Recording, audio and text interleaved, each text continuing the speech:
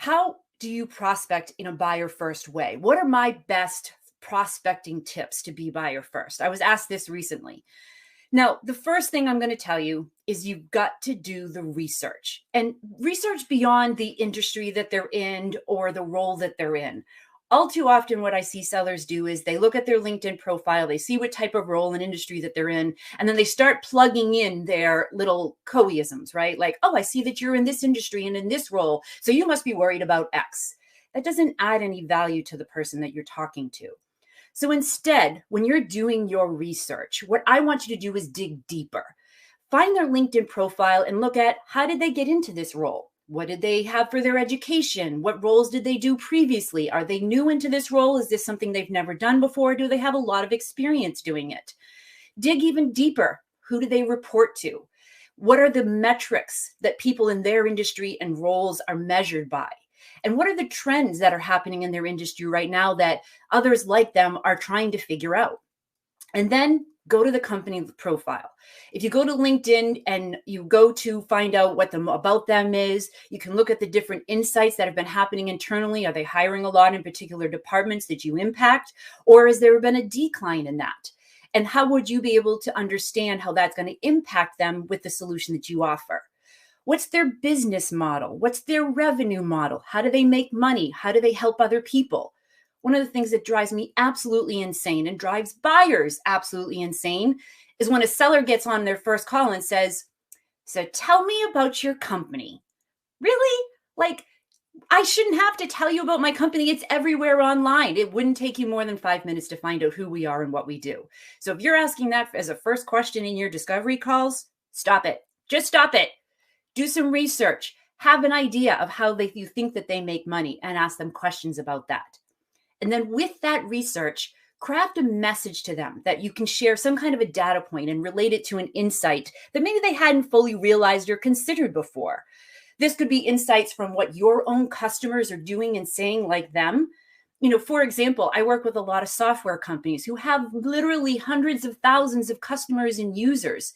There is a lot of data there that you could be able to understand, that you could be able to feed back to some of the buyers that you're talking to that they might not fully realize or understand.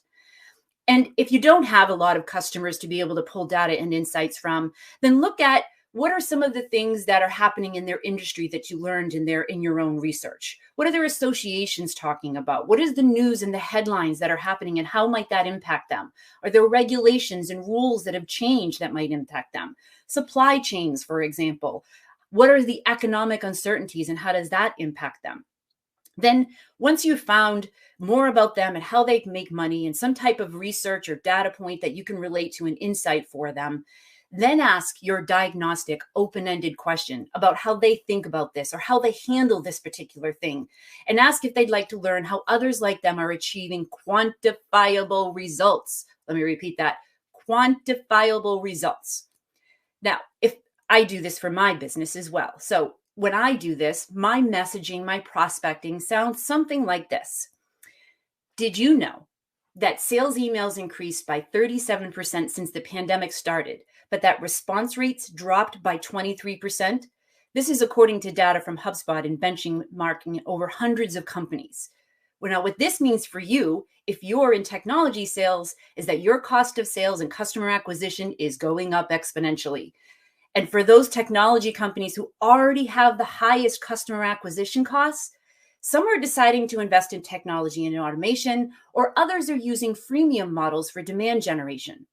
Now, what they don't realize is that they're creating the very problems that they're trying to solve for when most of us ignore those impersonal and automated messages. And it's really difficult to upsell on value when your customer's price point's been anchored at 0, which makes customer retention even more important for you and more difficult.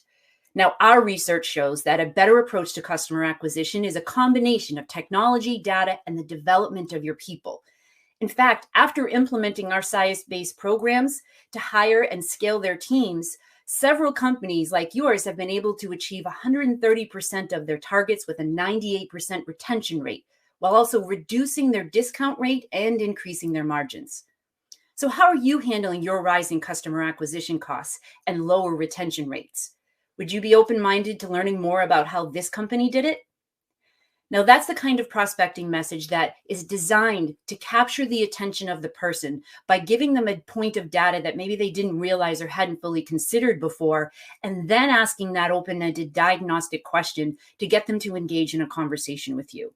If your prospecting isn't helping you to differentiate and grab their attention, it's just another, hey, I'm just bumping this up to the top of your inbox in case you missed it kind of emails, then you're missing the boat in being able to differentiate not only from your competition, but from the status quo that they are all used to. So when you think about how to prospect, think about how to research in a way that is effective and scalable, that's going to deliver those insights that you can then share with your prospective customers to get them engaged with you. It's not necessarily about the quantity, but you don't want to give up too soon, but it's more about the quality of the messages that you're delivering. And so it's a balance between personalization and scalability. Now, we'll talk more about that in some future episodes.